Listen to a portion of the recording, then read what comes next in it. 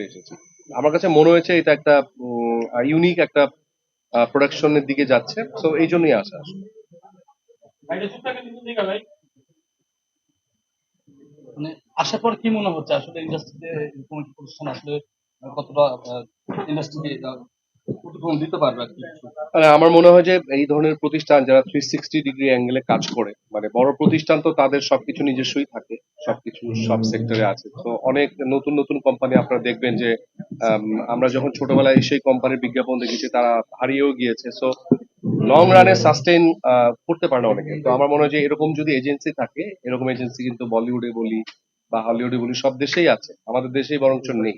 মানে এরকম 360 ডিগ্রি অ্যাঙ্গেলে ওরকম এজেন্সি আছে যেগুলো শুধু বিজ্ঞাপন বানিয়ে দেয়, কিন্তু পুরা ডেভেলপমেন্ট প্রসেস গবেষণা সেরকম নাই। তো আমি যতটুকু শুনেছি যে ওনারা ওইরকম টাইপেরই কিছু করবে। সো যারা একদম ব্র্যান্ড নিউ কোনো কোম্পানি, যারা ছোটখাটো কোম্পানি আছেন, তারা নিজেদেরকে যদি ব্র্যান্ড হিসেবে প্রমোট করতে চান, তো আমার মনে হয় যে এই ধরনের এজেন্সির মাধ্যমে বা ওনারা হয়তো বা ভালো কাজ করতে পারবে। তো এটা খুব দরকার আমাদের বাংলাদেশে।